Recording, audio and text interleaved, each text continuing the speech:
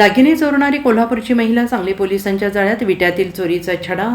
6,90,000चा मुद्देमाल जप्त. बसमधून प्रवास करणाऱ्या महिलांच्या गर्दीचा फायदा घेऊन दागिने चोरणाऱ्या कोल्हापूरमधील एका सराईत चोरट्या महिलेस सांगलीच्या स्थानिक गुन्हे अन्वेषण शाखेने आष्टा बसस्थानक परिसरातून शिथाफीने अटक केली आहे. कविता सतीश काळे, वय वर्ष 46, राहणार कणाननगर, झोपडपट्टी, नागाळा पार्क, कोल्हापूर असं या संशयित महिलेचं नाव आहे. तिच्याकडून विटा बस स्थानकावरून चोरलेले 6,90,000 रुपये किमतीचे सोन्याचे दागिने जप्त करण्यात आले आहेत. ही कारवाई पोलीस अधीक्षक तुषार दोशी, अप्पर अधीक्षक कल्पना बारावकर, निरीक्षक संजीव झाडे यांच्या मार्गदर्शनाखाली पथकाने केली आहे.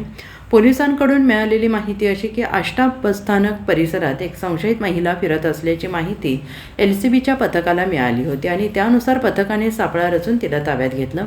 तिच्याकडे असलेल्या पर्समध्ये 6,90,000 रुपये किमतीचे सोन्याचे गंठण, बांगड्या आणि 500 रुपयांची रोख रक्कम असा एकूण 6,90,500 रुपयांचा मुद्देमाल आढळून आला. याबाबत तिच्याकडे अधिक चौकशी केली असता तिने 2 महिन्यांपूर्वी विटा बसस्थानकावर बसमध्ये चढत असताना शीतल रवींद्रकुमार जाधव, राहणार हातनूर, तालुका तासगाव यांच्या पर्समधून हे दागिने चोरल्याची कबुली दिली. या चोरीबाबत विटा पोलीस ठाण्यात गुन्हा दाखल झाला होता.